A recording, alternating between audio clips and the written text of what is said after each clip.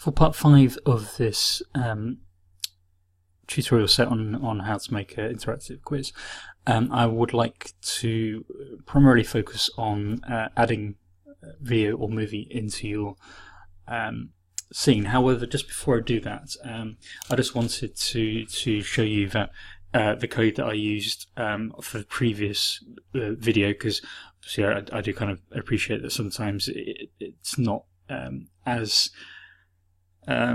easy to read as I would like, so I just copied and pasted it into a notepad file. Now you do need to kind of bear in mind that a lot of this code will have been generated by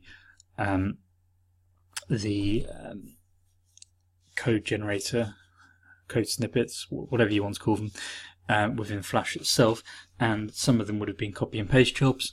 So there shouldn't be huge amounts of issues with it, but I just wanted to kind of show you it in a bigger screen in case you are having some issues with it. Common things that you come across will be, for example, the lack of semicolon at the end.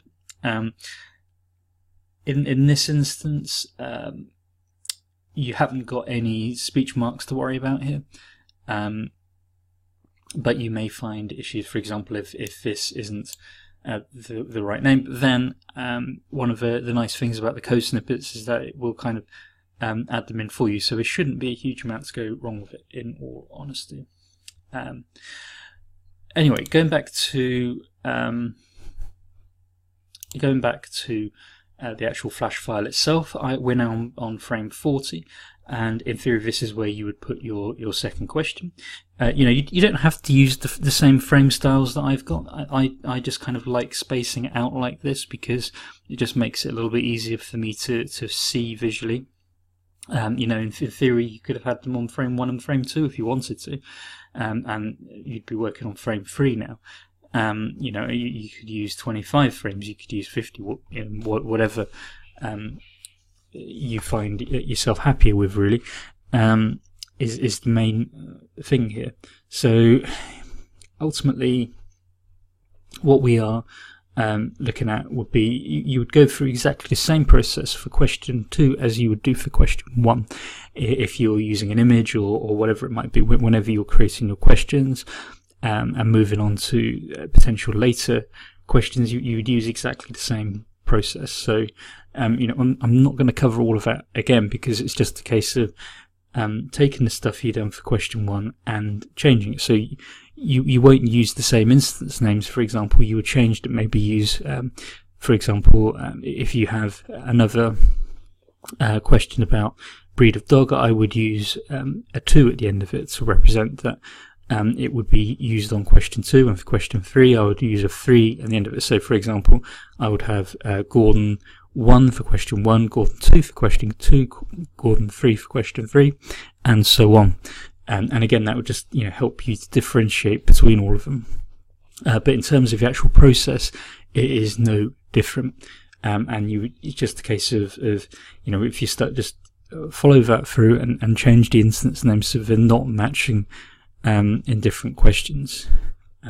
Hopefully that makes some kind of sense.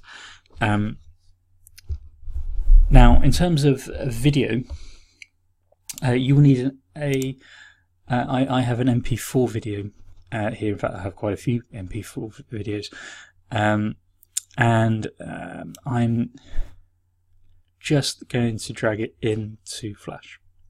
So all I need to do, and it will give me this box. Now, if you are using an earlier version of Flash, this may be different, or it may look different to you.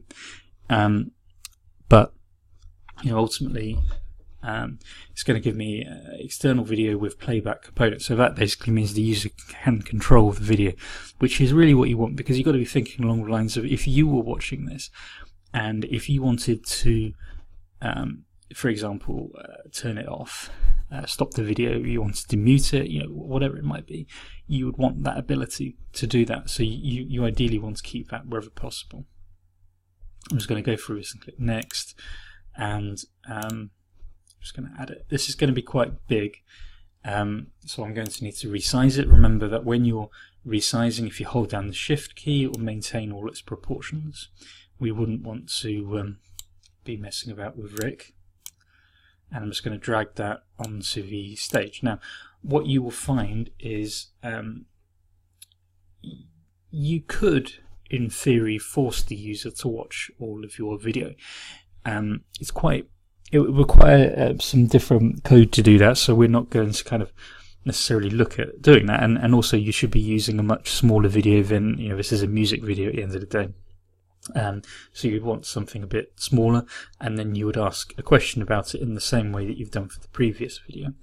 And you could have what is the name of a singer in this instance, and then you could have options below it down here. So just have it, just to kind of show you what is the name of the singer.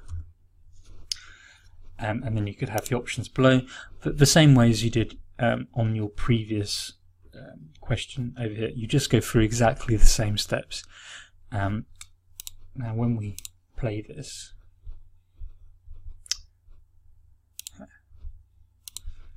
I have some previous stuff I need to get rid of in here. Here we go. Like I said, we spend half of our time actually debugging stuff. Okay. I mean, although I didn't mean to put that pentagon there, it doesn't actually look too bad. It looks a bit crazy, but it doesn't look too bad. Here we go.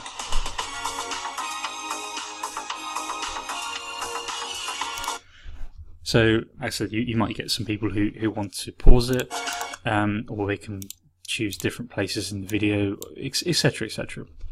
Really change the volume, whatever it might be, and you just put the potential questions on there exactly the same as what you did in question 1. Now, what you do also need to do in your video is once you have all of the questions in there, you would have a concluding slide, which it can contain anything, but you'd want to say thank you for trying out the quiz. You maybe go back to the beginning if you want to give them the option to do that. But yeah, you just have like a little picture and so on. So yeah, like I said, basically once you've done the first question, then the previous questions are just repeating that same process over and over and over again, which is not unlike programming, to be honest with you, because ultimately once you have some kind of solution in there for your program, it generally does very similar things most of the way through. I mean, if you think about websites, they tend to be very similar all the way through. And yeah, it's just a question of going through that process of time, making sure the instance names are slightly different between question 1, question 2, 3, and 4, however many questions you have. If you are using a video, it needs to be MP4 in this instance, so you will need to maybe use either a converter, or if you kind of download it on your phone, you could see if that works maybe. But that's pretty much it. It's not anywhere near as difficult as what it would seem like initially. So keep going, keep trying, and eventually we will get there. Thank you for watching this tutorial set. Hopefully you'll be able to create your quiz. Good luck.